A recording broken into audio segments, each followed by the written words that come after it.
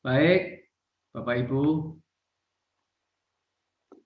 Jadi kita mulai malam hari ini yang pertemuan yang ketiga ya. Jadi minggu lalu kita sudah bahas terkait mengenai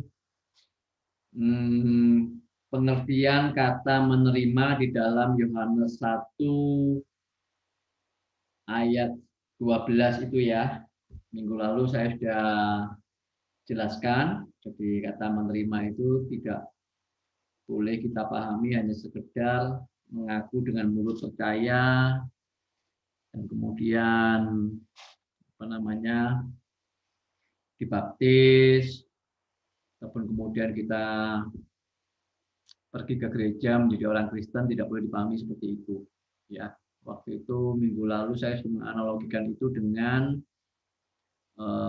pemberkatan seperti sepasang calon suami istri yang kemudian diberkati dalam pernikahan, dalam pemberkatan nikah kudus, menyatakan menerima satu dengan yang lain, tetapi penerimaannya itu belum terbukti, ya. Harus melalui proses waktu, harus melalui ada bukti-bukti bahwa mereka memang menerima satu dengan yang lain.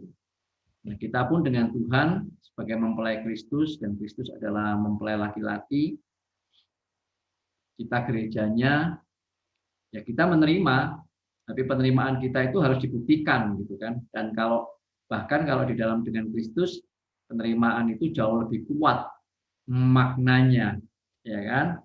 Karena di dalam Yohanes 1 kalau kita baca itu, maka makna menerima itu adalah menerima Dia sebagai Tuhan, sebagai Tuhan, Lord, pemilik hidup kita.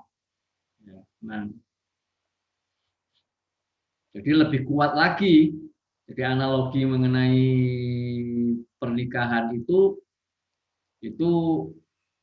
ya bisa dipakai sebagai analogi, tapi tidak menggambarkan secara demikian, karena kalau dengan Tuhan Yesus jauh lebih kuat. Kita menerima Dia itu sebagai pemilik, sebagai Tuhan di dalam hidup kita, dan terbukti memang Dia menebus kita lewat kayu salib kan. Itu minggu lalu kita sudah berbicara di sana. Nah, malam hari ini kita akan lanjutkan untuk membahas bahwa kalau kita sungguh-sungguh menerima Yesus sebagai Tuhan, sungguh-sungguh menerima Dia sebagai pemilik hidup kita, sebagai Tuhan di dalam hidup kita, maka Tuhan Yesus akan menjadi pokok keselamatan bagi kita. Nah, kata pokok keselamatan itu ada di dalam Ibrani 5 ayatnya yang ke-9. Nah, mungkin bisa dibacakan, Bu Yuliawati Gono mungkin bisa bacakan untuk kita semuanya, Ibrani 5 ayatnya yang ke-9. Silahkan.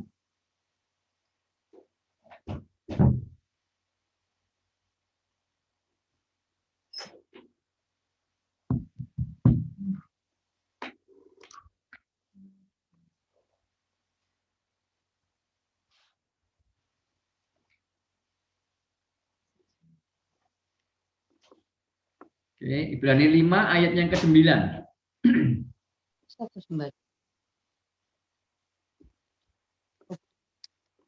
Sudah ketemu Bu Yuliawati Gono? Mungkin di mute dulu ininya. Mic-nya dibuka dulu. Ya, sudah Pak.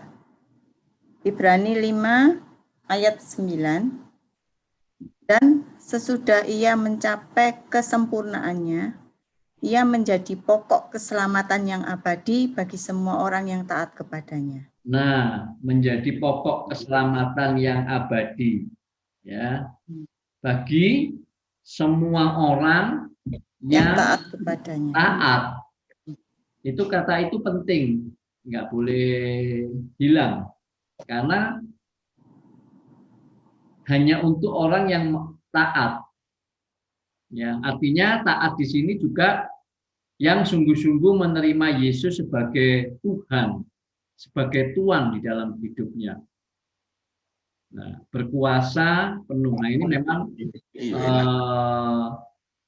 akan lebih didalami lagi, kemudian secara lebih detail ketika masuk di dalam hidup dalam pemerintahan Allah.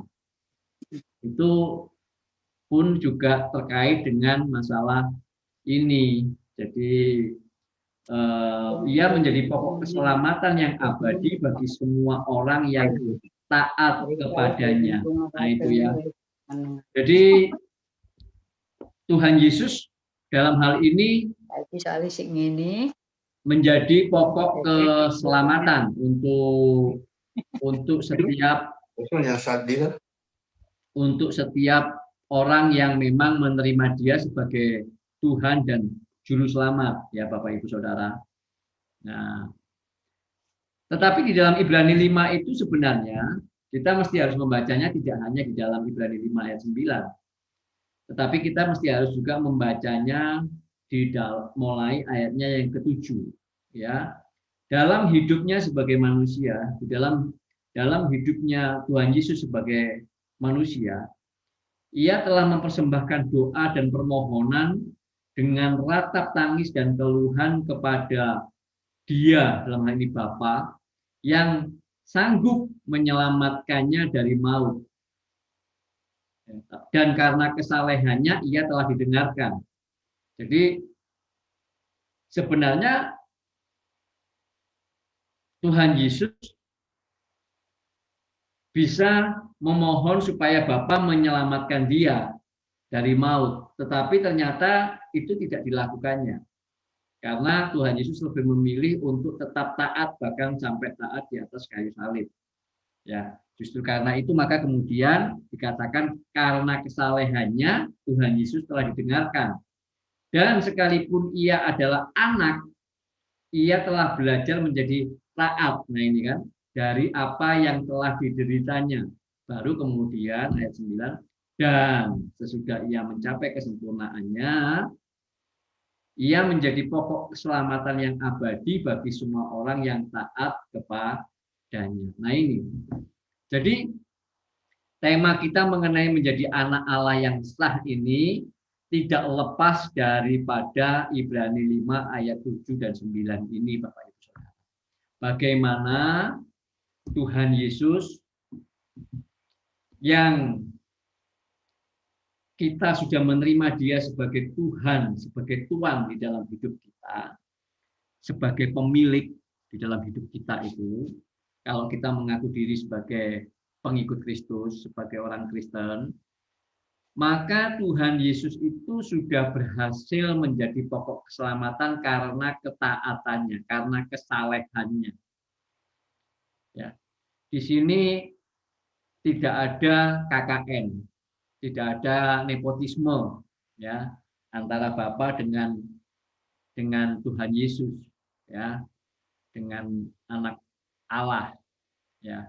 Sekalipun Dia adalah anak, dikatakan di situ kan, sekalipun Ia adalah anak, tetapi Ia belajar taat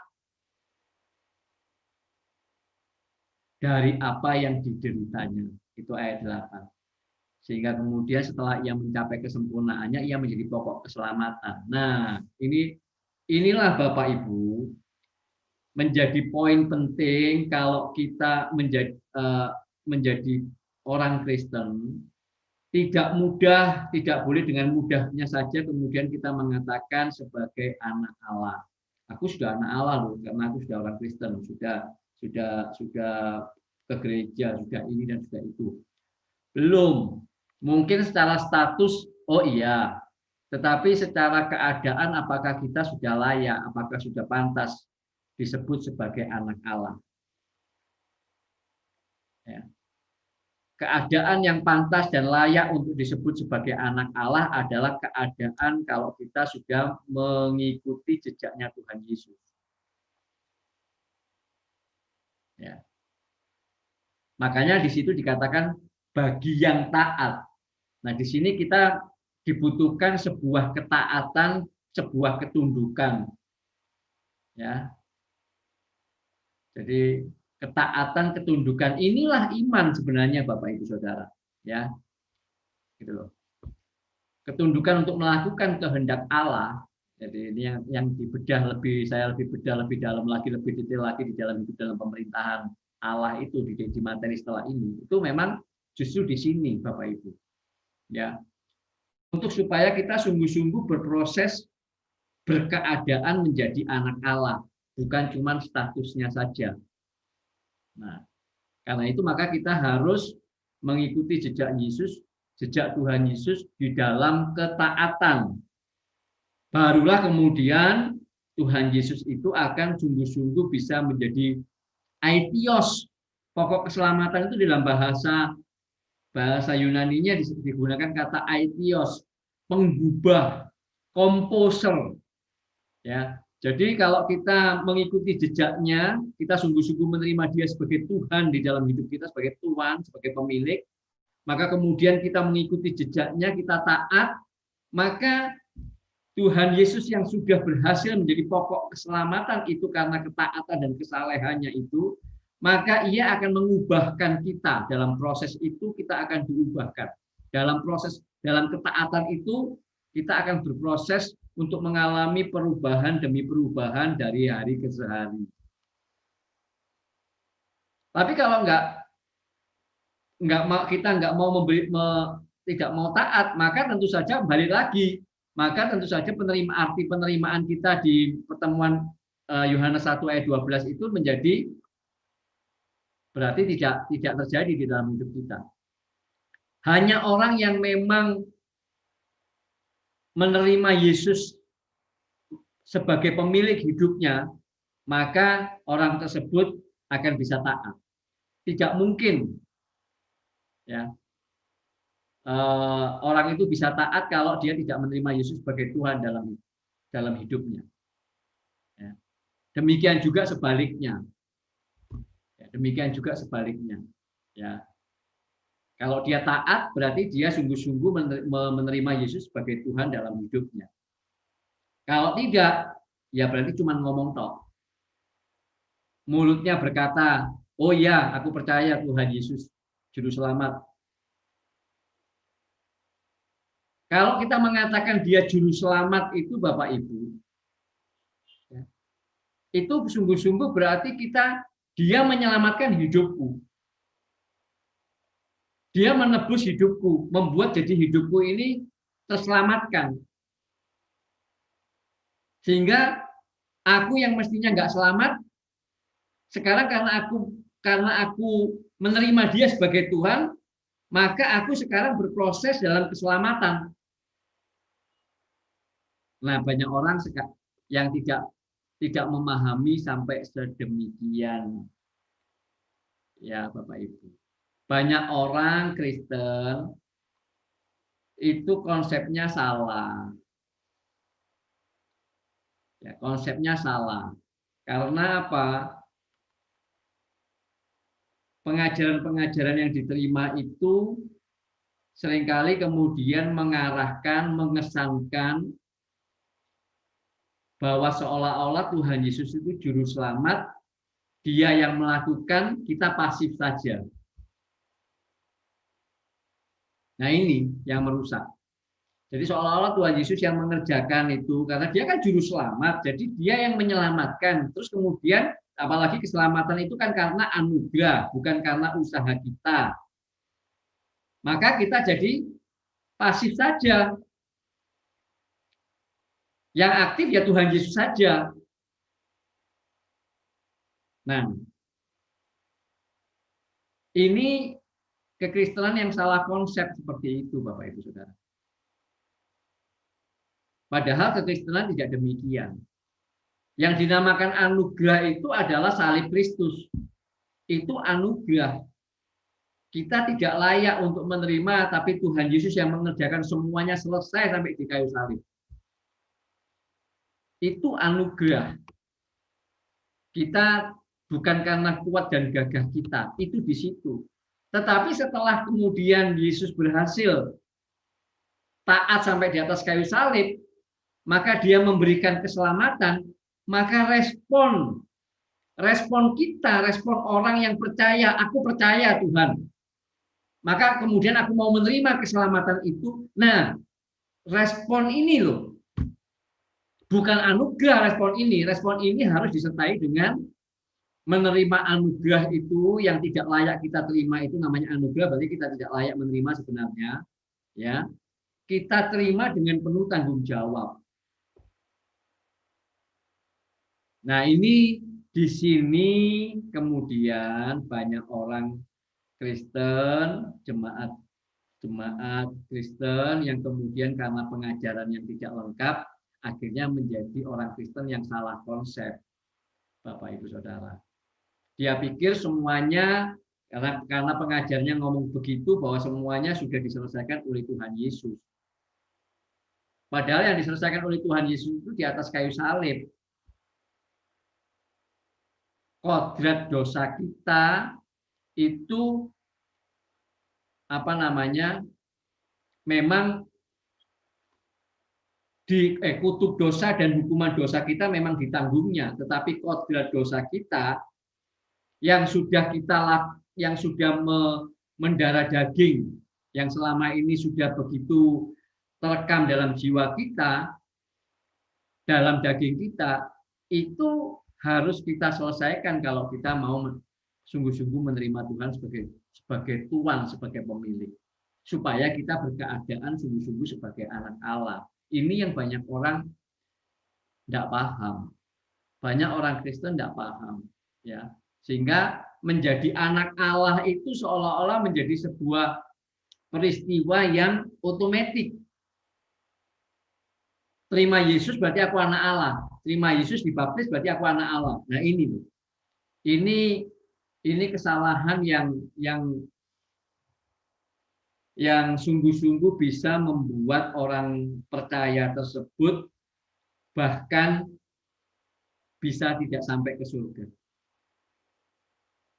Bahkan bisa tidak sampai ke surga. Bahkan bisa membawa orang tersebut ke neraka. Kenapa? Karena kesalahannya atas konsep kekristenannya menerima Yesus itu membuat dia, karena semuanya sudah diselesaikan, dia kemudian seolah-olah aku tidak perlu mengerjakan apa-apa. Nah, karena dia tidak mengerjakan apa-apa, maka kemudian dia tidak bertumbuh. Sementara dunia ini semakin jahat. Bapak Ibu bisa bayangkan loh. Ya. Dia stuck. Semua sudah dikerjakan Tuhan Yesus, stuck ya. Sementara kejahatan semakin bertambah. Dia mau mencoba untuk yang penting aku jadi anak baik, jadi orang Kristen yang baik-baik sajalah.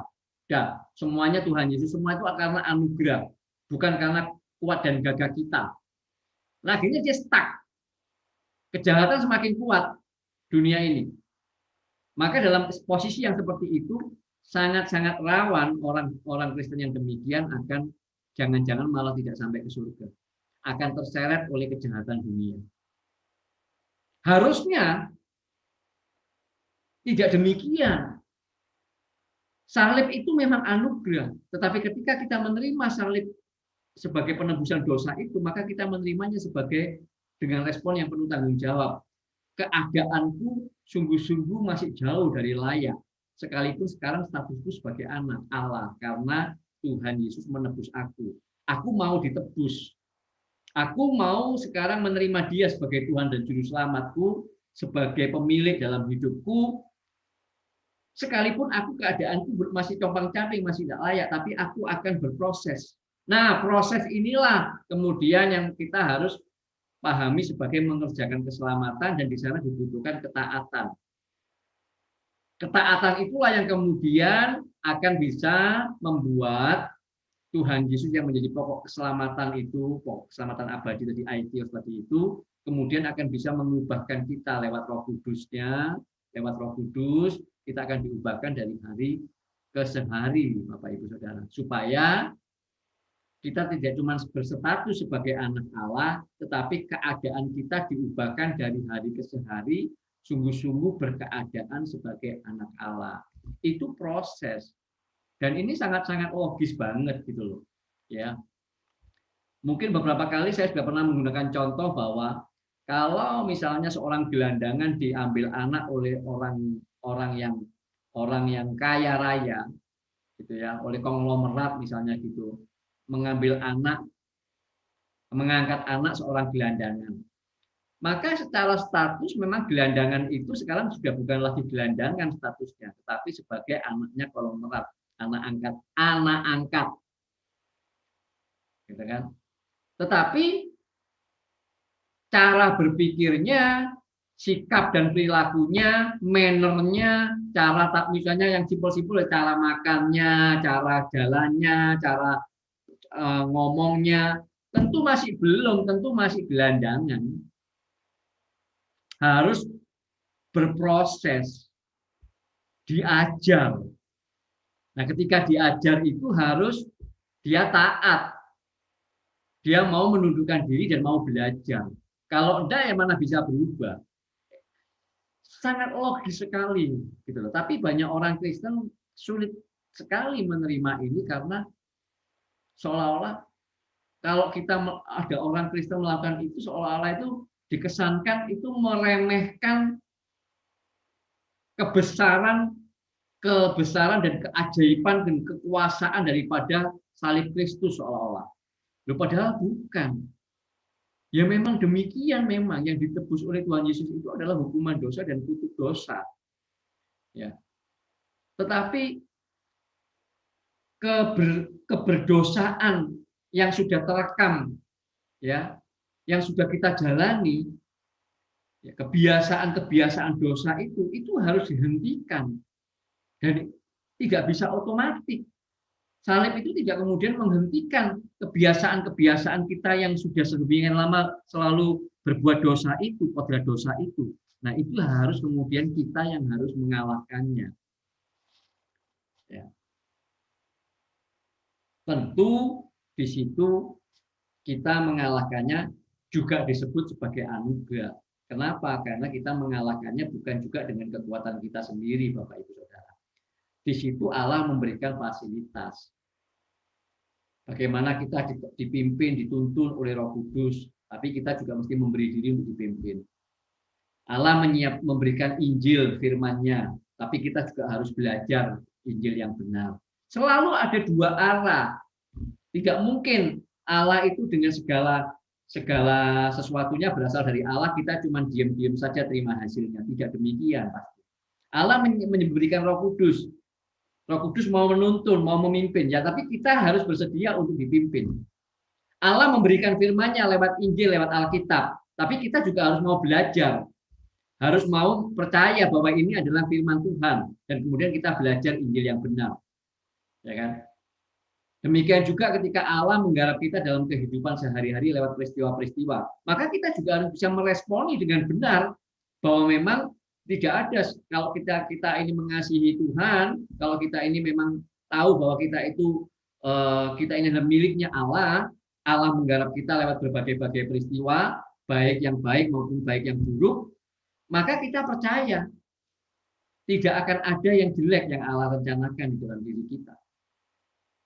Nah, itu kita membutuhkan respon. Selalu ada respon yang Allah mau dari pihak kita, pihak manusia.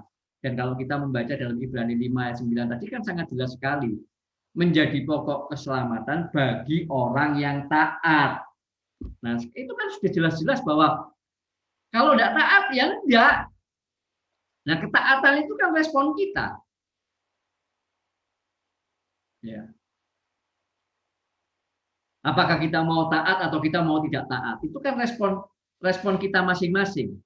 Allah tidak mengintervensi, Allah sudah memberikan kehendak bebas dan Allah menunggu respon kita. Apakah kita menggunakan kehendak bebas kita itu untuk taat kepada Dia atau kita tidak taat kepada Dia. Sama seperti Adam dan Hawa ketika ada di Taman Eden. Allah sudah mengatakannya, tetapi respon ketaatan atau ketidaktaatan itu ada di tangan Adam dan Hawa. Dan ternyata mereka memilih untuk tidak taat. Nah, di sini kan kita jadi mengerti bahwa kekristenan itu yang benar ini yang begini loh. Gitu, ya. Kita itu mau diproses menjadi anak Allah yang sungguh-sungguh berkeadaan sebagai anak Allah. Ya. Tidak hanya sekedar statusnya sebagai anak Allah, orang Kristen, ya, status kita itu Kristen, tetapi keberadaan kita belum seperti Kristus. Nah, itu sama juga kan. Aku Kristen, tetapi Kristen itu kan artinya seperti Kristus. Keadaanku belum seperti Kristus. Aku harus berjuang, aku harus mengerjakan keselamatanku supaya tidak cuma statusku saja sebagai orang Kristen, tetapi keberadaanku juga memang pantas disebut Kristen karena Kristen itu artinya seperti Kristus. Ya, Bapak Ibu. Nah, inilah di sini banyak orang Kristen itu sulit sekali untuk bisa mengerti hal ini ya, karena pengajaran yang mereka terima dari sejak lama itu begitu kuat, mencengkram, sehingga ketika diajarkan hal yang seperti ini sulit sekali, sehingga ketika diajarkan seperti ini seolah-olah itu kamu mengajarkan keselamatan plus itu, kamu mengajarkan keselamatan plus perbuatan baik, kamu mengajarkan keselamatan plus usahamu sendiri. Aduh, gimana ya cara jelaskannya ya, kok susah sekali gitu loh ya untuk bisa berpikir dengan benar gitu ya. Jadi itu makanya tadi Bapak Ibu katakanlah misalnya berkesempatan untuk bisa berdiskusi atau sharing kebenaran-kebenaran ini kepada teman-teman atau saudara-saudara yang lain yang belum memahami hal ini, dibutuhkan kesabaran Bapak Ibu. Masih banyak orang yang memang yang tadi seperti saya katakan sulit sekali untuk bisa menerima itu, sehingga kemudian mereka seringkali melontarkan statement-statement bahwa keselamatanmu itu keselamatan plus itu, keselamatan plus perbuatan baikmu sendiri, keselamatan plus usaha untuk kamu sendiri mendapatkan keselamatan dari usahamu sendiri. Terus kemudian mereka mengkaitkannya dengan padahal perbuatan baik manusia itu seperti kain kotor. Nah, susah sekali untuk bisa sungguh-sungguh menjelaskan kepada orang-orang ini yang memang sudah segitu lamanya tercengkeram diajarkan konsep kekristenan yang salah, ya Bapak Ibu. Padahal itu kalau diikuti terus, sementara dunia semakin jahat, tadi saya katakan, aduh itu sangat-sangat berpotensi loh, itu mereka akan terhanyut oleh dunia yang semakin jahat ini. Ujung-ujungnya mereka itu akhirnya menjadi statusnya Kristen, tapi kemudian ketika meninggal mendapati diri mereka tidak layak untuk masuk ke surga dan mereka hanya terbuang di api neraka. Kan sangat tragis kalau sampai demikian. Ya. Tapi ya itulah ya, kita berusaha untuk terus menyadarkan mereka, mengajak membawa mereka untuk mengerti yang benar ini. Tapi kalau mereka masih tetap ngotot terus, ya sudah. Saya juga menyarankan kepada Bapak Ibu kalau pas sharing begitu tidak perlu debat kusir ya, Bapak Ibu tidak perlu debat kusir. Kalau memang belum terima ya sudah, silahkan. Kalau terima ya ayo, gitu ya, gitu loh. Kalau tidak terima ya sudah. Jadi nggak perlu hindari debat kusir, tidak ada gunanya. Lebih baik daripada debat kusir adalah ya sudah, kalau memang belum bisa terima, saya akan mengerjakannya dan kamu bisa melihat bagaimana perubahan yang saya alami di dalam hidup saya. Moga-moga dengan mereka melihat bukti daripada perubahan kita, maka kedepannya mereka bisa semakin mengerti dan kemudian bisa menerima. Itu mudah-mudahan, karena kita harus memahami Bapak Ibu, menjadi saksi Kristus itu bukan dalam omongan, bukan. Ya, kalau saya sekarang ini misalnya mengajar PA begini, ini sebenarnya saya masih belum artinya belum benar menjadi saksi. Saksi itu artinya bukti. Saya harus bisa membuktikannya dalam hidup saya. Bapak Ibu harus bisa melihatnya dalam hidup saya. Buktinya apa? Apakah saya berubah? Perubahan seperti apa? Dan kemudian bagaimana ketika saya ngomong, ketika kita berinteraksi, Bapak Ibu bisa menilai bagaimana. Pokoknya setiap kali kita berinteraksi, Bapak Ibu bisa menilai ini benar. Oh, ini kelihatan perubahan. Memang kelihatan cara berpikirnya, kelihatan ininya. Nah, itu baru layak disebut saksi. Kalau cuma ngomong Kalau cuma khotbah belum Bapak Ibu. Ya, jadi kalau cuma ngomong, kalau cuma khotbah itu belum. Ya, karena banyak orang fasih lidah, banyak orang pintar khotbah, tetapi sebenarnya tidak pintar untuk melakukannya di dalam kehidupannya. Ya, jadi itu makanya saya sarankan tidak perlu menghadapi orang-orang demikian sampai debat kusir, sangat-sangat tidak perlu. Yang diperlukan adalah kemudian kita semuanya, Bapak Ibu dan saya, kemudian membuktikannya di dalam kehidupan kita. Bahwa ternyata memang kehidupan kita diubahkan dari hari ke hari oleh Tuhan Yesus lewat Roh Kudus.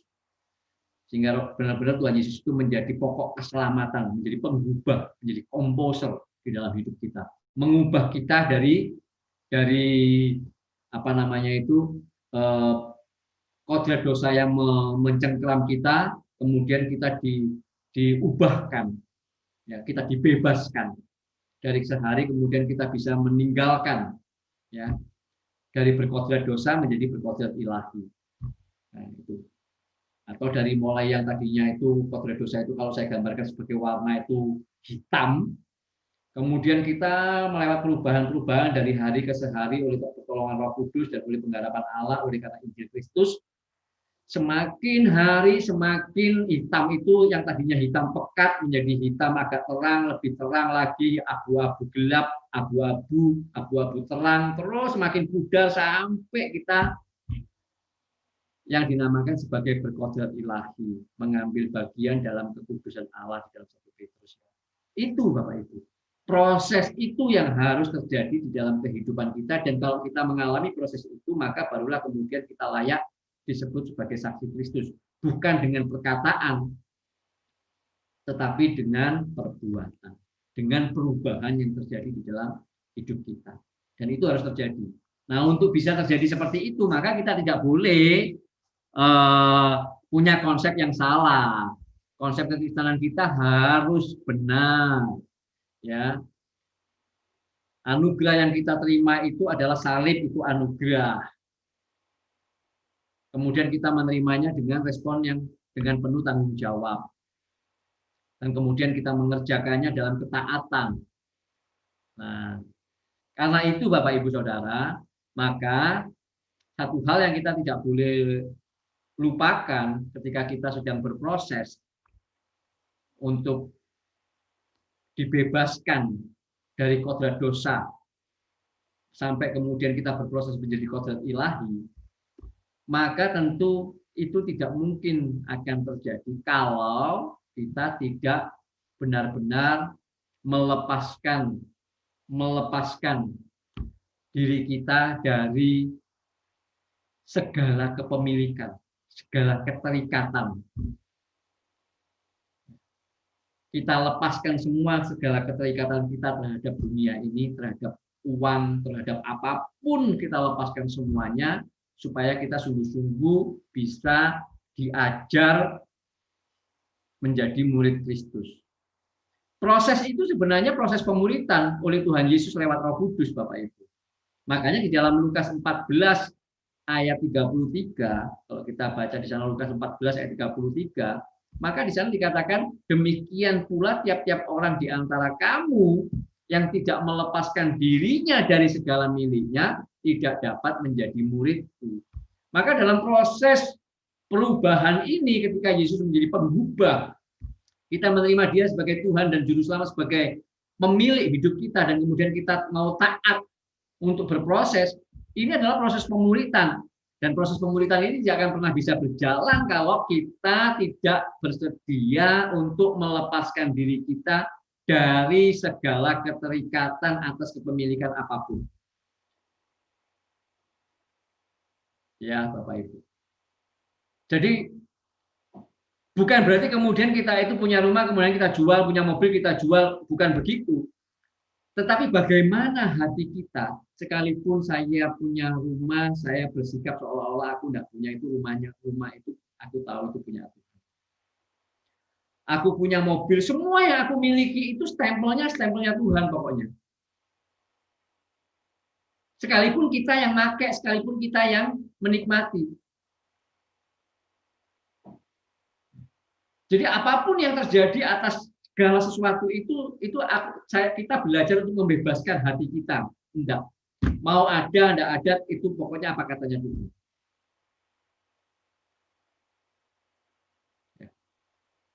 Nah itu.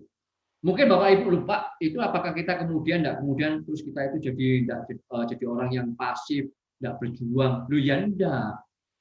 Enggak, Bapak Ibu.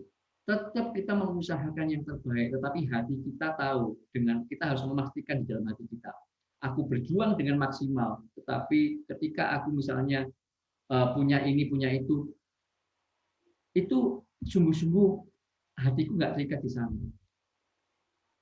Pada saat mau memutuskan untuk beli saja, uang ini mau tak lupakan ini gitu, itu aja kita masih mikir, bener lah ini. Di situ kita sering meleset nih Bapak Ibu. Di situ kita sering meleset. Masih banyak meleset. Karena kan sebelum kita beli barang, sebelum kita beli mobil, sebelum kita beli baju, sebelum kita beli apapun, itu kan pasti bentuknya kita mendapatkan dalam hasil pekerjaan itu dalam bentuk uang. Terus kemudian kita mau belikan sesuatu. Nah di situ itu sering meleset. Sering meleset kita. Padahal uang ini uangnya Tuhan. Ya. Tapi ketika kita mau gunakan untuk beli ini, beli itu, nah ini sering meleset kita. Seolah-olah ini uang kita. Nah kalau itu kita enggak berjuang untuk kemudian kita itu semakin hari semakin benar di dalam menggunakan uang, apa ya bisa atau otomatis? Enggak bisa, Bapak Ibu Saudara. Ini butuh perjuangan. Benar-benar sebuah perjuangan. Untuk kita itu hati kita tidak terikat dan mengatakan bahwa uang ini semua hidupku ini termasuk uang ini miliknya Tuhan. Kalau aku mau gunakan, aku harus hati-hati gunakan benar tayang Tuhan. Aku harus beli ini. Kalaupun aku beli mobil atau beli apa, mesti ngecek lagi apakah hatiku itu kemudian terikat di barang yang tak beli itu ya. Sebelum kita beli aja kita sudah harus perkarakan. Setelah beli pun kita juga akan perkarakan. Selalu kita perkarakan terus. Karena apa? Karena kita tahu bahwa aku nggak mau menaruh hatiku di situ. Aku nggak mau menaruh hatiku dimanapun kecuali kepada Tuhan dan kepada kerajaan surga. Nggak mudah itu Bapak Ibu Saudara. Benar-benar nggak mudah. Ya, jadi makanya kalau saya sampai ketemu orang yang kemudian, oh itu Tuhan, itu nanti kan kamu tuh berusaha sendiri pasti tidak mungkin bisa lah. Kalau kamu berusaha sendiri, kamu itu mencoba mengusahakan keselamatanmu sendiri. Bukan. Gitu. Keadaan kita itu kita tahu masih banyak salahnya, masih banyak hal yang jahat, yang buruk dalam berbagai-bagai hal. Nah, terus masa semuanya itu bisa kayak sulapan gitu selesai dengan sendirinya oleh Tuhan Yesus? Apa yang masuk akal tuh Bapak Ibu demikian? Ya. Pikiran kita masih jorok, melihat lawan jenis masih penuh dengan kenakalan. Terus kemudian kita nggak usah upayakan, bisa selesai sendiri gitu otomatis. Apa iya?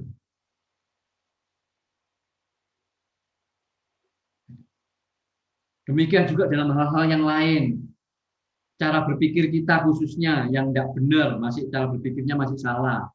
Masih berusaha ini dan itu dengan cara-cara yang licik dan segala macam. Mungkin nggak kelihatan oleh orang lain. Mungkin juga tidak mencuri, tetapi liciknya itu licik untuk kepentingan dirinya.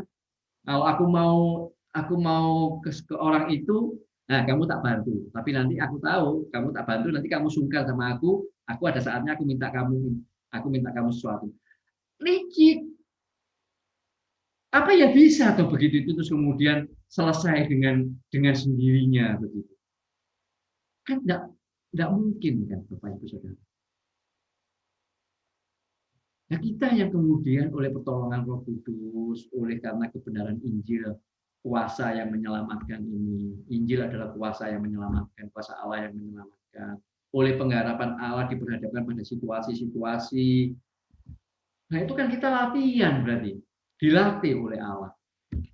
Supaya kita menjadi semakin orang, menjadi anak Allah yang semakin berkeberadaan sungguh-sungguh secara hati, secara cara berpikir, secara kodrat kita, semakin berkodrat ilahi, semakin cara berpikirnya, cara berpikir surgawi, omongan kita kelihatan, sikap perilaku, perbuatan kita, semuanya itu mencerminkan sungguh-sungguh anak Allah. Warga kerajaan surga. Kan nggak bisa otomatis ya demikian itu Bapak Ibu. Nah, tapi itulah betapa apa ya kalau dibilang hebat itu nanti kita ini. Tapi memang begitulah, begitu iblis itu ya bisa mendustai sekian banyak orang gitu ya. Ya, sehingga banyak orang kemudian percaya dengan dustanya itu. Makanya dia disebut sebagai bapak segala dusta, ibu segala pendusta. Bisa percaya gitu loh. Ya, sehingga kemudian dia orang Kristen kemudian tidak mengambil sebuah perjuangan yang proporsional untuk benar-benar bisa memiliki menjalani proses perubahan dari kodrat dosa menjadi kodrat ilahi itu.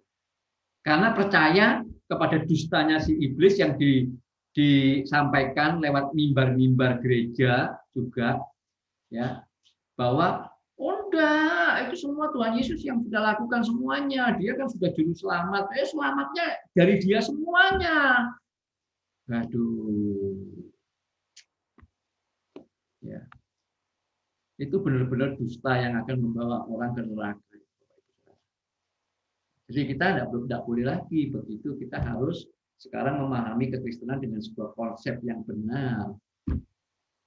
Kekristenan itu kita ditebus, ya, hidup kita bukan milik kita lagi. Kalau kita menerima Yesus sebagai Tuhan, sebagai Tuhan, sebagai penguasa, sebagai pemilik daripada hidup kita, maka hidup kita dimiliki sepenuhnya oleh Dia. Apapun yang kita miliki adalah miliknya Tuhan. Kita sudah nggak berhak lagi. Sudah semuanya sudah stempel kerajaan surga semua sudah apapun yang kita miliki. Maka kemudian kita sekarang belajar untuk taat. Nah, disitulah kita akan berproses dari hari ke hari itu, Bapak Ibu. Dalam proses yang oleh Alkitab disebut mengerjakan keselamatan itu. Nah, ini sungguh-sungguh benar-benar tidak mudah sama sekali ya. Karena itulah, jadi konsep-konsep yang salah yang sudah disemburkan lewat dustanya si iblis yang kemudian ditangkap oleh banyak pengajar-pengajar dan kemudian dikhotbahkan lewat mimbar-mimbar itu luar biasa dampaknya. Ya Bapak Ibu, dampaknya itu luar biasa gitu ya.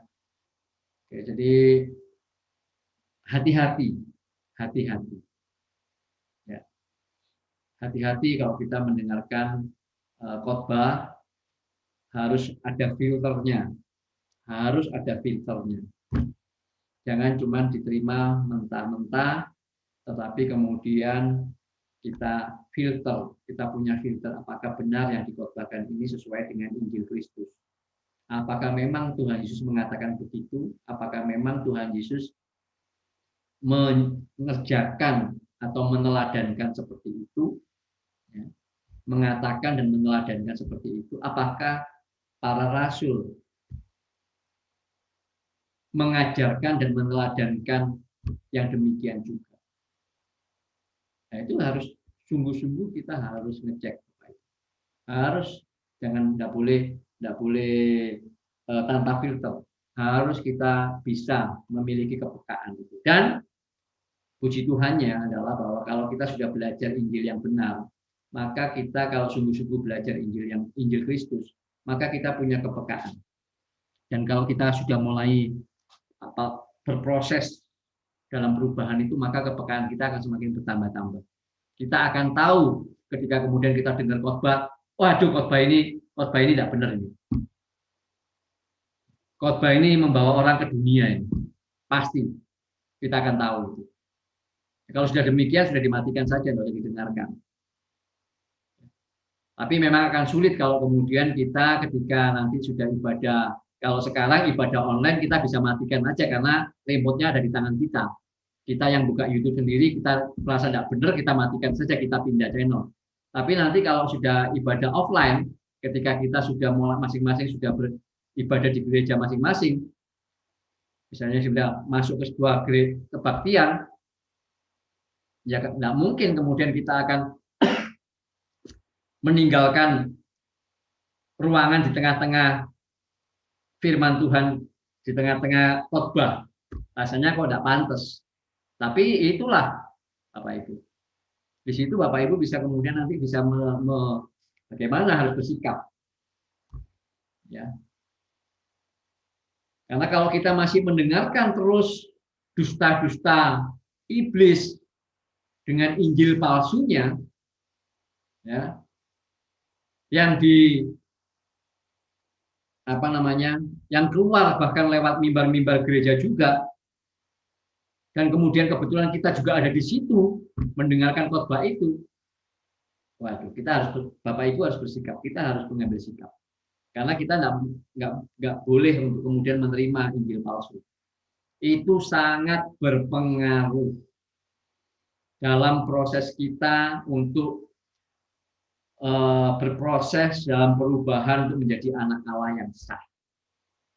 Kalau kita masih mendengarkan Injil yang palsu, maka proses kita untuk menjadi anak Allah yang sah itu akan menjadi terhambat, bahkan bisa stuck, bahkan bisa kemudian kita tidak lagi berproses. Kenapa, Pak? Karena Injil palsu itu nyaman buat daging. Injil palsu itu nyaman buat daging.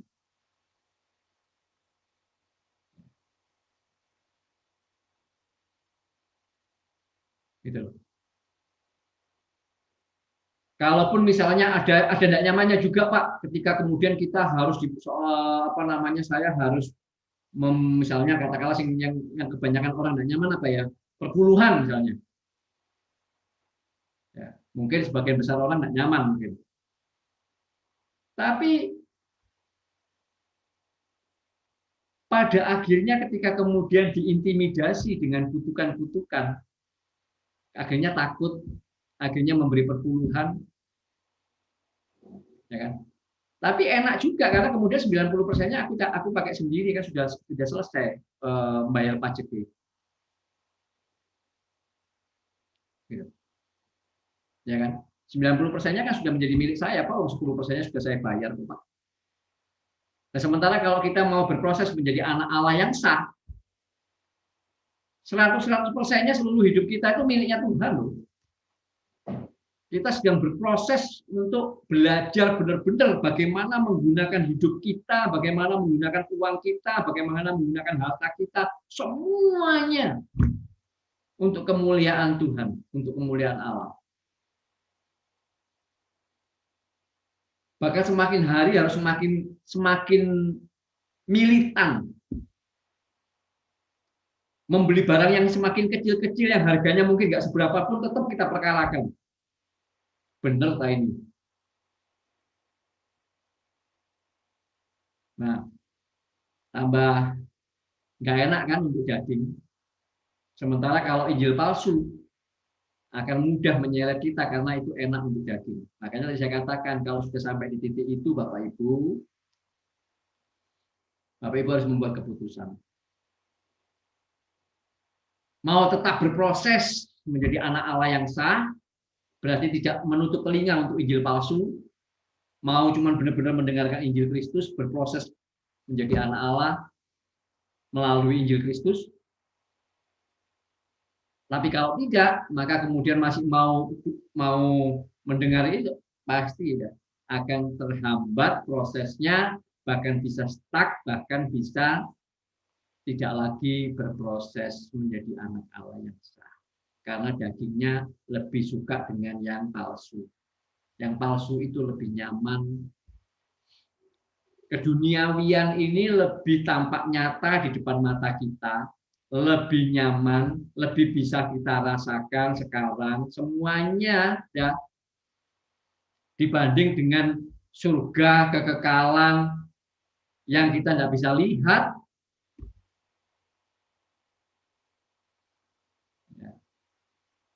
Nah itu Bapak Ibu, hati-hati di sana, hati-hati di sana ya Bapak Ibu Saudara. Jadi pada titik itu harus sungguh-sungguh mengambil keputusan. Nah, saya akan masuk ke poin yang berikutnya. Kalau kita memang benar-benar berproses, sungguh-sungguh berproses menjadi anak Allah yang sah, ya, berproses dalam ketaatan untuk sungguh-sungguh berkeadaan sebagai anak Allah, tidak cuma hanya sekedar statusnya saja, maka ada beberapa poin yang harus menjadi catatan, yang menjadi harus mengingatkan kita. Ya. Nah ini poin-poin ini penting supaya menjadi pengingat kita, apakah benar kita ini sedang berproses menjadi anak Allah yang sah. Yang pertama, kalau kita sungguh-sungguh sedang berproses supaya kita bisa sungguh-sungguh berkeadaan sebagai anak Allah. Yang pertama, kita benar-benar bersedia untuk berjuang menjadi sempurna. Cek aja dengan diri kita sendiri, apakah kita sungguh-sungguh berjuang untuk menjadi sempurna. Sungguh-sungguh berjuang untuk benar-benar hidup kudus, tidak bercacat, tidak bercela. Matius 5:48 berkata bahwa sempurnalah kamu sebab Bapamu di surga sempurna. Apakah kita benar-benar sungguh-sungguh mengaminkan hal itu dan kemudian kita berjuang? Ya, aku mau sempurna. Aku mau hidup kudus. Aku mau tidak bercacat, tidak bercela. Satu hal itu. Checklistnya ini, ya Bapak Ibu. Yang pertama, yang harus kita pastikan sungguh-sungguh ada di dalam diri kita sebagai pengikut Kristus, sebagai orang Kristen. Kalau memang kita sedang berproses menjadi anak Allah yang sah. Ya. Sungguh-sungguh kita bersedia, rela, berjuang menjadi sempurna, hidup kudus, tidak bercacat, tidak bercela. Satu. Kedua, checklist yang kedua adalah kita sungguh-sungguh tidak meragukan dan tidak mencurigai Allah. Sepenuhnya kita itu percaya tanpa syarat bahwa Allah itu pasti akan memberikan kebaikan, keselamatan jiwa kita. Kita percaya penuh apapun yang terjadi. Apapun yang terjadi. Kalau kita bicara Roma 8:28, Allah bekerja dalam segala sesuatu untuk mendatangkan kebaikan, itu kita sudah langsung yes, whatever. Aku tidak meragukan, tidak mencurigai Allah sedikit pun. Allah itu begitu mengasihi aku sehingga dia memberikan Tuhan Yesus, anaknya yang tunggal, mati di atas kayu salib untuk menyelamatkan jiwaku. Maka aku sama sekali tidak akan mencurigai Allah apapun yang terjadi dalam hidupku. Pasti Allah itu mendatangkan keselamatan untuk jiwa. Untuk jiwa ya Bapak Ibu, bukan untuk daging. Kalau daging kita itu akan hancur di tanah, tidak ada gunanya. Ya. Nah ini teknis yang kedua, kita tidak mencurigai Allah, tidak meragukan Allah. Percaya penuh kepada Allah bahwa Allah akan mendatangkan kebaikan, keselamatan jiwa kita. Yang dia sudah buktikan dengan memberikan anaknya yang tunggal, Tuhan kita Yesus Kristus. Enggak perlu diragukan lagi. Ya. Nah, yang ketiga yang menjadi checklist kita adalah, maka kemudian apakah kita sungguh-sungguh kalau kita sudah mau berjuang, tidak melakukan mencurigai Allah, maka yang ketiga seharusnya adalah kita tidak takut apapun. Kita tidak takut apapun, kita tidak takut menderita, bahkan kita tidak takut kehilangan nyawa.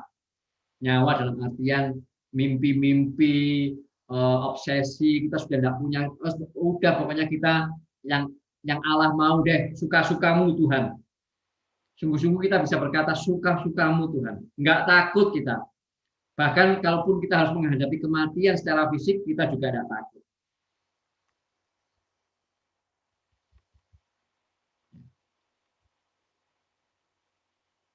Karena kita sungguh-sungguh bisa menyadari apa yang dikatakan di dalam Matius 16, 25-26, apa gunanya seorang memiliki harta dunia ini kehilangan nyawanya. Itu kita benar-benar kita sudah menghayati ayat itu. Ya, kita sungguh-sungguh tidak takut apapun. Itu Bapak Ibu ya.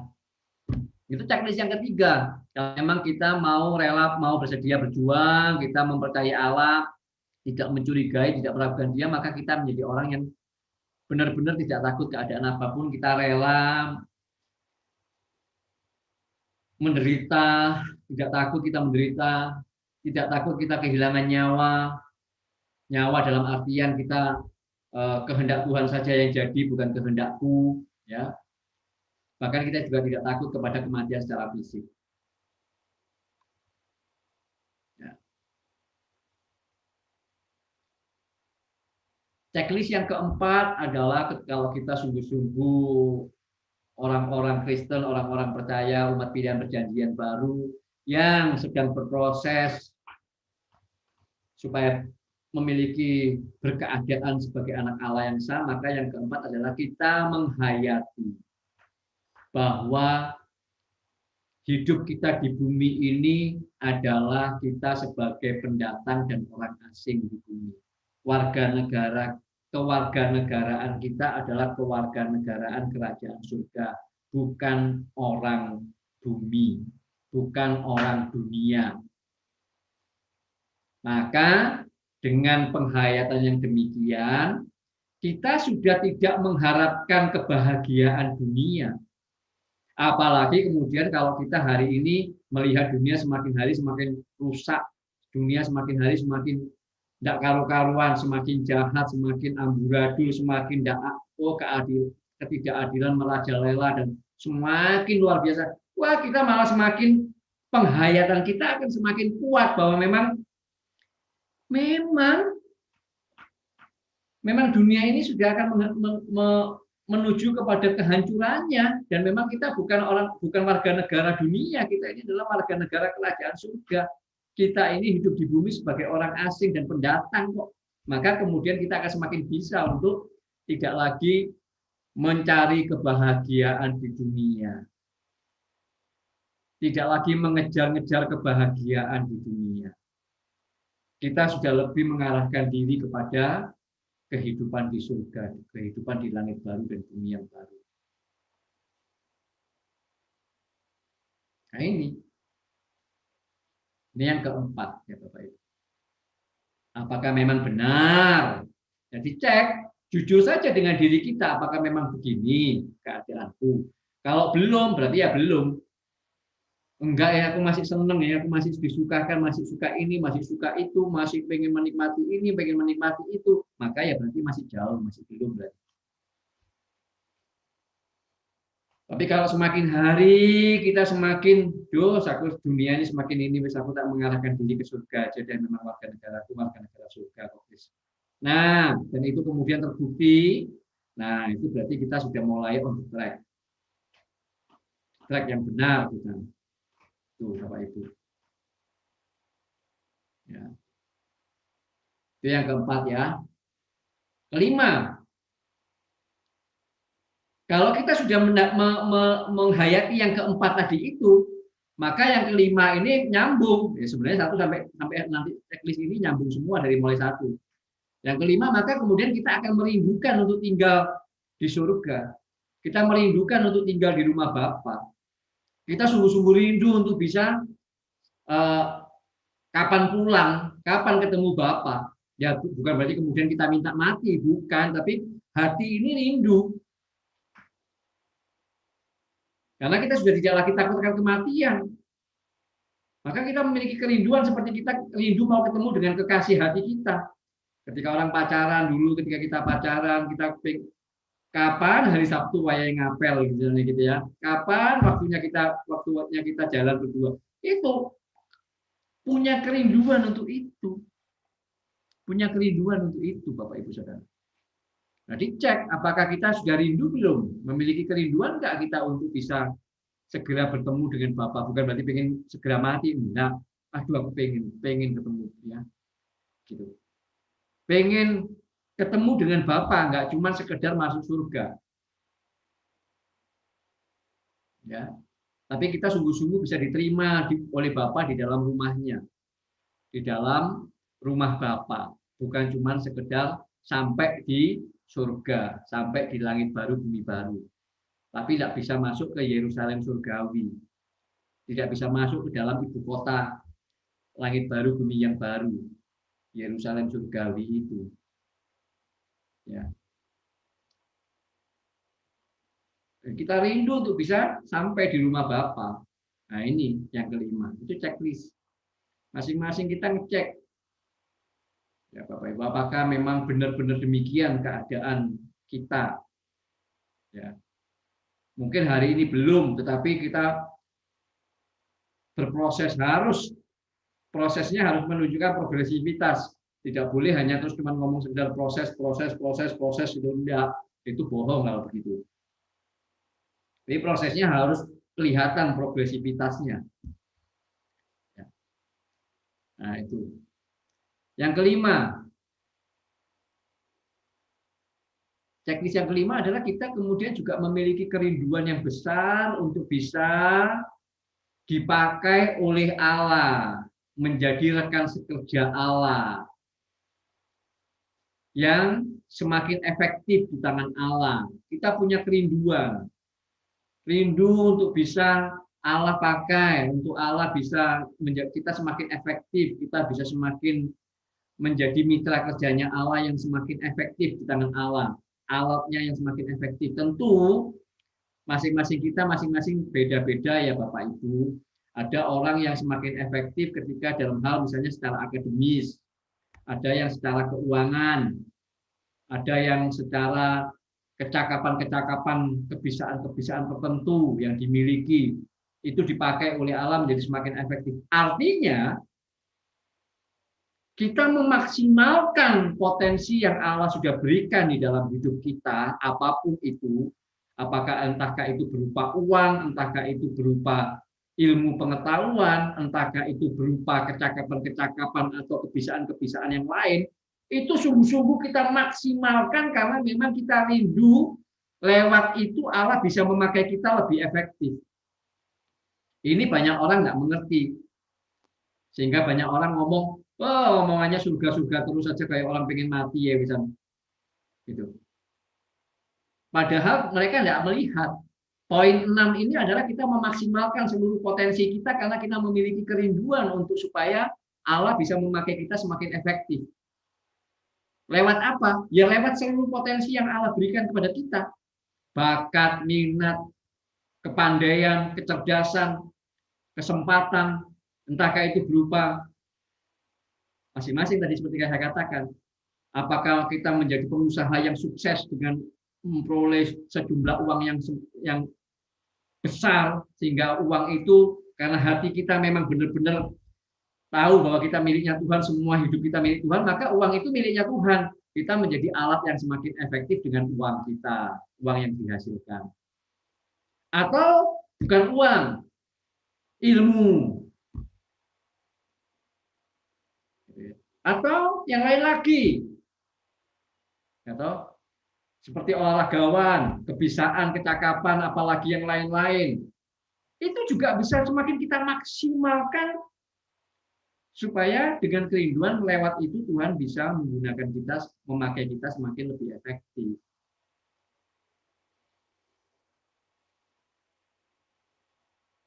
Nah, ini juga checklist Bapak Ibu. Cek apakah kita sudah benar-benar ada nggak dalam perjuangan itu ya? Aku mau maksimal, Tuhan, aku apa yang aku bisa? Aku ingin menjadi alat yang semakin efektif di tangan-Mu. Kalau memang aku harus kok jadi pengusaha, aku pengusaha, hamba Tuhan yang pengusaha. Ya. Kalau aku menjadi seorang profesor atau seorang dokter atau seorang apa, aku hamba Tuhan yang profesor. Atau aku menjadi seorang pemain sepak bola atau seorang pemain bulu tangkis atau apa, aku seorang hamba Tuhan olahragawan. Maksimal atau di bidang seni atau di bidang apapun. Tapi di depannya adalah aku hamba Tuhan yang pemain sepak bola. Aku hamba Tuhan yang pengusaha. Nah ini, ya Bapak Ibu. Dan checklist yang terakhir, yang ketujuh adalah, maka kalau kita sudah sampai di poin yang keenam itu, maka kita benar-benar bisa menjadi orang-orang yang berjuang secara maksimal menjadi mitra kerjanya Allah, menjadi rekan sekerjanya Allah untuk keselamatan jiwa-jiwa, untuk mengerjakan proyek keselamatan jiwa-jiwa. Nah, ini kita menjadi orang-orang yang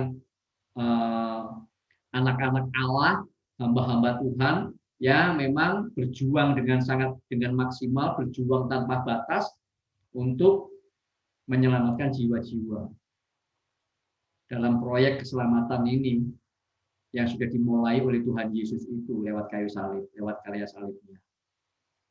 Nah ini Bapak Ibu.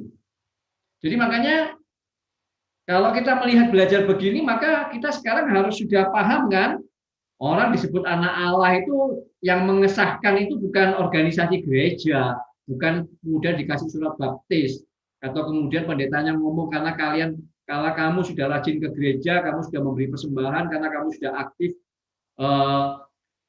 di gereja, maka kamu memang sudah pantas disebut anak Allah. Bukan itu, tidak ada satu orang pun yang berhak mengesahkan kita sebagai anak Allah yang sah kecuali Allah sendiri. Maka hari demi hari ketujuh hal yang menjadi checklist tadi itu harus kita bisa semakin meningkat enggak nih? Semakin kuat enggak itu dalam hidup kita? Sampai benar-benar di mana Allah berkata kepada kita bahwa seperti Bapa berkata kepada Tuhan Yesus, engkaulah anak yang kukasihi, kepadamu aku berkenan. Demikian Bapa berkata demikian kepada kita. Dan kita memang pantas kemudian berkeadaan, pantas layak menjadi saudara-saudari dari Tuhan Yesus yang sulung di antara kita. Roma 8:29 itu. Nah itu loh Bapak Ibu. Itu semuanya harus lewat proses yang disebut mengerjakan keselamatan. Bukan keselamatan plus-plus. Bukan mengupayakan keselamatan. Tidak. Kalau Tuhan Yesus tidak mati di atas kayu salib. Tidak lewat salib Kristus. Ya tidak ada. Semuanya ini tidak bisa kita lakukan. Semuanya ini mungkin kita lakukan karena salib Kristus. Karena Kristus sudah mati di atas kayu salib. Itulah anugerah. Tanpa itu ya kita tidak bisa melakukan apapun. Masuk neraka semua kita. Oke, sudah pukul 9. Kalau memang ada pertanyaan, ada diskusi, kita bisa diskusikan. Ayo, ada beberapa waktu ke depan. Silakan Bapak Ibu.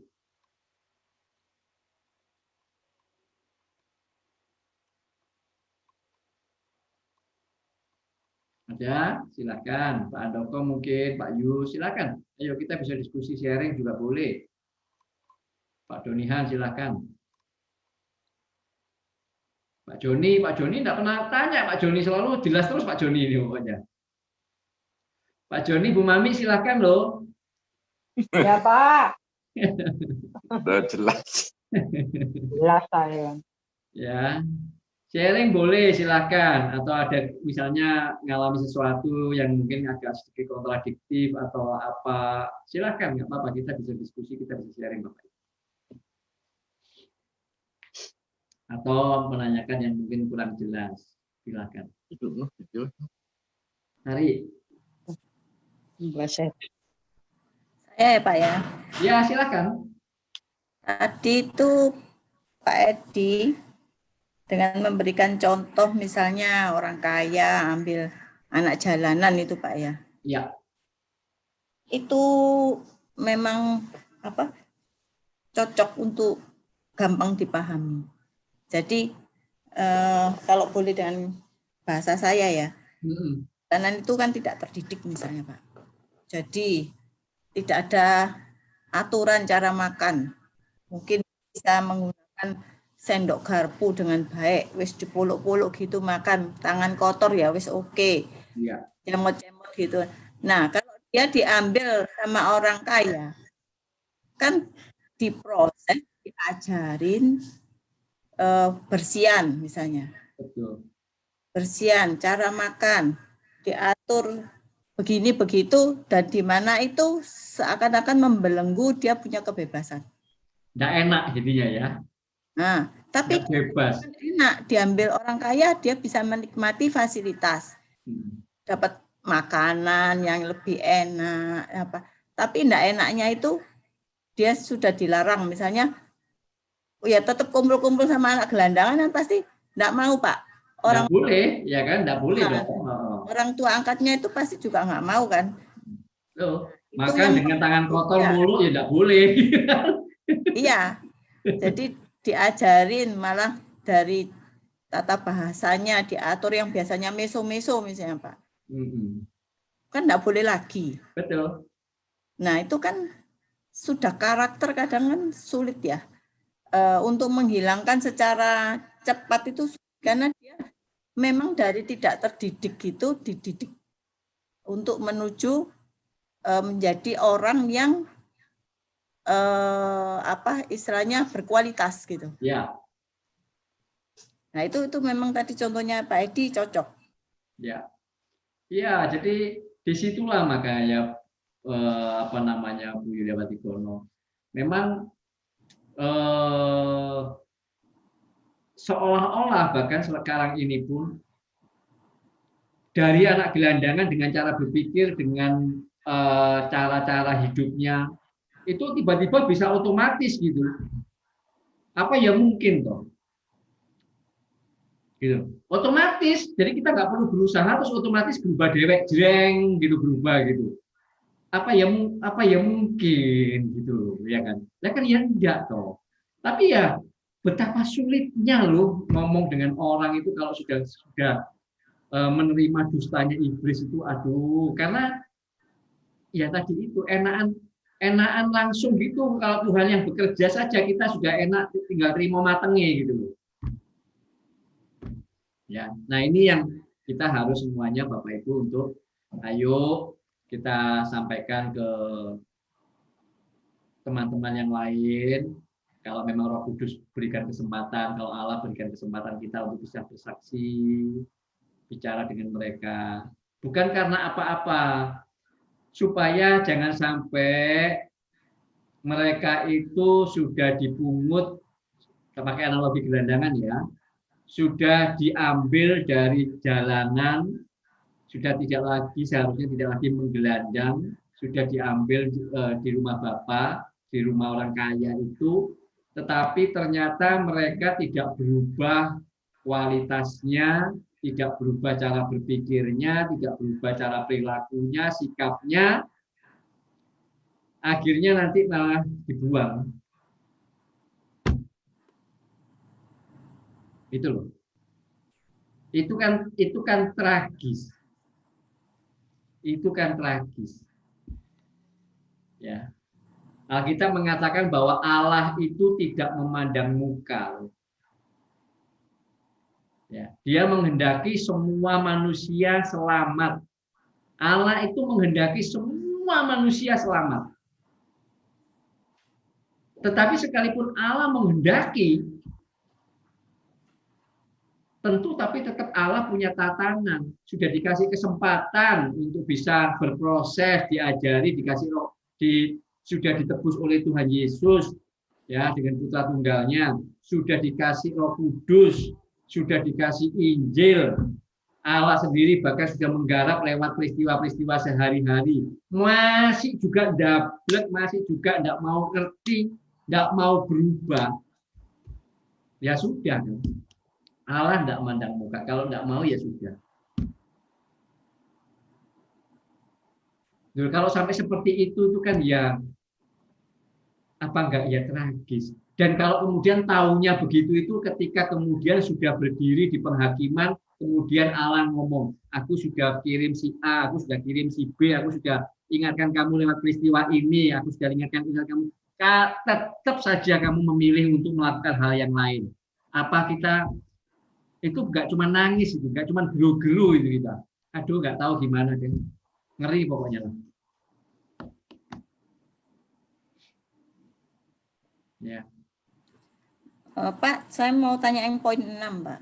Oke. Itu yang tadi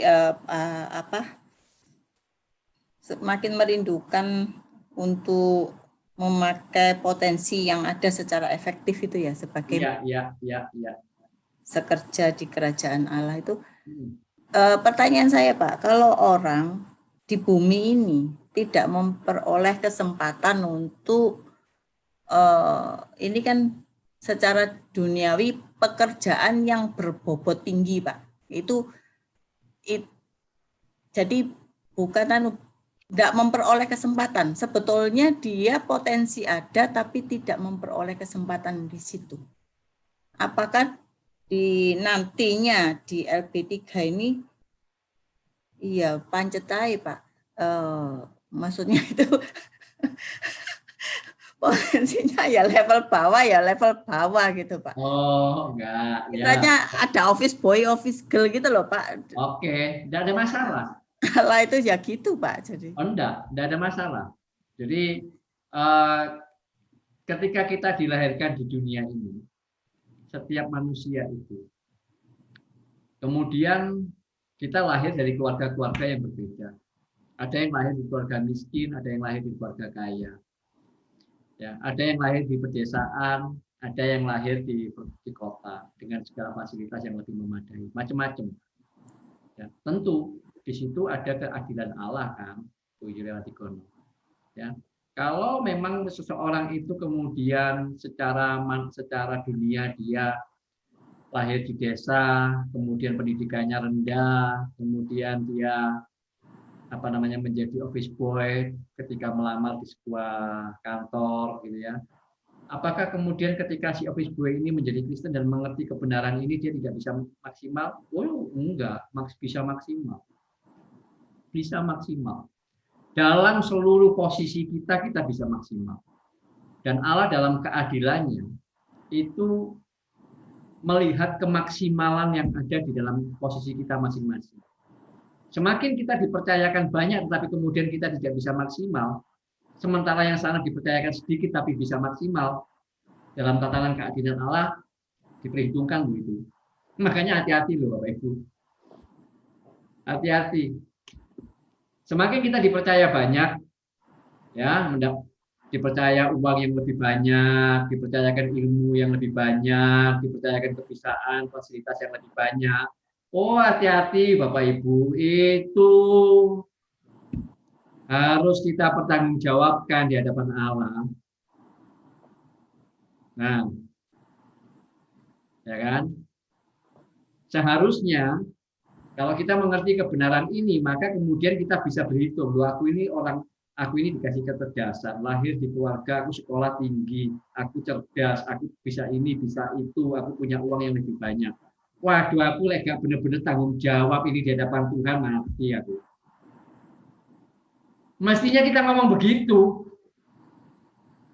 Kalau seorang office boy yang lahir di desa dengan pendidikan yang rendah, kemudian dia jadi office boy, dan kemudian dia mendengar atau dia menjadi cleaning service, dan kemudian dia dengar kebenaran ini,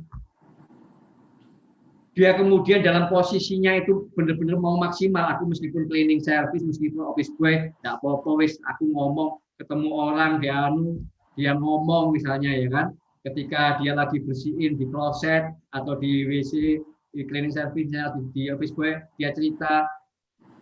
Jangan-jangan dia lebih maksimal dalam situasinya dibanding kita yang dipercaya banyak, tapi ternyata kita tidak maksimal. Hati-hati Bapak Ibu. Saya juga takut yang begitu.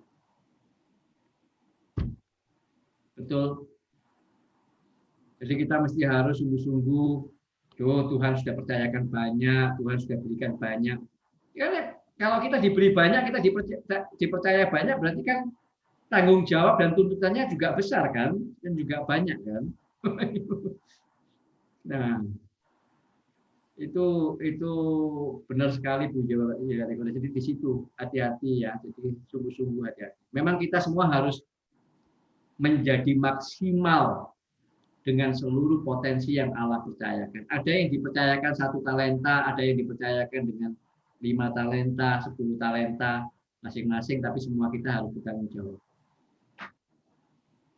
Memaksimalkan seluruh potensi yang Allah percayakan itu. Oke, silakan. Ada satu pertanyaan lagi sebelum kita akhiri Bapak Ibu. Jam 9:15, tinggal 2 menit lagi. Kalau ada masih ada satu pertanyaan lagi, silakan. Pak Yus Setiawan, sudah jelas Kah Pak Yus atau Pak Andoko? Sebelum kita tutup. Ya Pak. Sudah jelas Pak Yus? Sudah Pak. Oke. Kita tinggal 3 kali pertemuan untuk materi ini Bapak Ibu. Jadi nanti Januari kita akan gabung dengan Jumat semuanya di hari Jumat. Januari setelah libur Natal dan Tahun Baru. Kita akan mulai tanggal 8 ya. Kita akan mulai tanggal 8 hari Jumat. Kalau ada di antara Bapak Ibu siapapun ya. Jadi kalau memang ada yang mau belajar lagi dari kita, Pak, saya mau kita belajar lagi deh, buka kelas lagi baru, boleh. Boleh, tidak ada masalah ya, berapapun. Saya sebenarnya ada beberapa orang sudah anak-anak muda. Tapi sedang saya pikirkan baik-baik karena tentu kalau mereka anak-anak yang masih anak-anak muda, wah itu tantangannya berbeda, Bapak Ibu, tantangannya berbeda. Ya. Tantangannya berbeda. Tapi saya sebenarnya sangat-sangat rindu untuk supaya bisa mereka bisa segera mendengarkan kebenaran-kebenaran ini.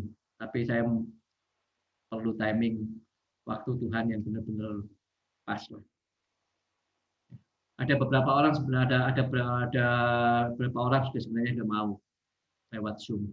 Gak apa-apa nanti jadi Pak Yus Setiawan mungkin ada kelompok atau Pak Donihan atau siapapun, ayo gak apa-apa kita buka lagi. Berarti mulai tahun depan semua yang sekarang ini sudah gabung di Jumat, berarti Rabu bisa diadakan kelas lagi yang baru. Ya. Mau buka grup WA lagi boleh. Mau gabung lagi ke grupnya PA Kebenaran Injil, ya tidak apa-apa. Mau buka grup PA lagi, grup ini boleh, terserah. Silakan. Yang penting kita belajar kebenaran Injil Kristus. Ya. Dan itu anak-anak muda umur berapa, Pak? Untuk silakan. Kalau yang ini yang kemarin itu mestinya mau buka itu yang umurnya kisaran antara 30, 35, sebelum 40 gitu. Atau kalau mau yang seperti sekarang ini, tapi memang ada beberapa orang, Pak, ini belum pernah belajar, kita mau belajar lagi, ayo, tidak apa-apa. Ya, silahkan. Kalau memang bisa digabungkan di grup WA-nya PA Kebenaran Injil, ya lebih baik. Tapi kalau memang karena satu dan lain hal, misalnya, tapi gak iso kayak Pak ini karena kelompoknya beda, ya tidak apa-apa juga. Tidak perlu dipermasalahkan, yang penting mau belajar kebenaran Injil Kristus. Itu yang paling penting. Poinnya itu. Ya. Oke, Bapak Ibu, jam 9:16 kita cukupkan ya. Kita akan lanjutkan nanti di minggu depan pertemuan yang keempat. Saya sampai sejauh malam hari ini tetap sesuai dengan schedule saya. 4, 5, 6. Ya, moga-moga selesai. Ya, semoga selesai. Meskipun agak panjang-panjang, tapi moga-moga selesai lah ya. Oke, kalau begitu kita akan akhiri PA kita malam hari ini. Bapak Ibu, kita akan mengucap syukur dan kita akan berdoa. Kita akan memohonkan berkat yang dari Bapa di surga buat kita semuanya malam hari ini. Mari Bapak Ibu kita berdoa. Terima kasih Bapa di surga, kami mengucap syukur buat kasih, anugerah, dan kebaikan-Mu kepada kami semuanya. Terima kasih kalau malam hari ini kami boleh belajar kebenaran-kebenaran-Mu ya Bapak. Kami boleh mendengarkan Bapak berbicara, Bapak berfirman kepada kami, mengajarkan kami semuanya, dan Roh Kudus-Mu menolong kami untuk kami boleh memahami. Bapak, kami mohon kiranya Bapak berbelas kasihan dan kiranya Roh Kudus yang dari Bapak terus nantiasa menolong, menuntun, dan membimbing kami semuanya. Agar kami tidak hanya sekedar mengerti akan firman-Mu ya Bapak, tapi kami boleh sungguh-sungguh mempraktekannya, boleh mengerjakannya di dalam hidup kami, sehingga sungguh-sungguh hidup kami diubahkan dari hari ke hari, dan kami boleh menjadi semakin hari semakin menjadi anak Allah yang sungguh-sungguh berkeadaan sebagai anak Allah yang semakin menyukakan hati Bapa di surga. Tolong setiap kami semuanya ya Bapak. Kami memberi diri, kami rela untuk Bapa mengerjakan di dalam diri kami, dan kami mau melakukannya dalam ketaatan agar kami diubahkan dari hari ke hari. Oleh karena kuasa Roh Kudus-Mu yang bekerja, oleh karena kuasa Injil-Mu yang bekerja di dalam kami, dan oleh karena Bapa yang menolong kami lewat berbagai peristiwa dalam kehidupan ini. Terima kasih Bapa di surga. Kami akan mengakhiri pertemuan PA kami malam hari ini. Saat ini kami mengangkat tangan kami, Bapak. Bapa, Engkaulah sumber pengharapan kami. Hanya kepada Engkau saja kami memandang dan kami berharap. Karena itu ya Bapa, malam hari ini ketika kami mengangkat tangan kami, Bapa kiranya Engkau mencurahkan dari surga berkat-berkat yang terbaik kepada kami semuanya malam hari ini. Berkat jasmani, berkat rohani, dan terlebih berkat Kau bagi kami semuanya, agar sungguh-sungguh itu boleh menyukakan dan menyenangkan hati Bapa, karena kami sungguh-sungguh hanya memandang kepada Bapa, menerima berkat ini untuk kekekalan ya Bapa. Cinta kasih di dalam Tuhan Yesus Kristus dan persekutuan oleh Roh Kudus yang senantiasa akan menolong kami semuanya sejak dari malam hari ini sampai datangnya Tuhan Yesus, Tuhan kami yang kedua kali marah. Terima kasih Bapa di surga. Kami mengucap syukur, kami terima, kami sambut berkat-Mu ini dengan sukacita, dengan damai sejahtera dan pengucapan syukur. Terpujilah nama-Mu. Haleluya. Amin. Amin. Amin. Oke. Terima kasih ya Bapak Ibu Saudara. Terima kasih Pak Terima Edi. kasih, Pak Edi. Yo, Pak Andoko, Pak Yus, Pak Joni, Bu Mami, Bu Yuda Tikono. terima kasih, Sampai Pak ketemu Edi. kita ya. Sampai ketemu hari Jumat. Yo. Dan Ya. berkati. God bless. Terima kasih, Pak. Ya, God bless. Yo.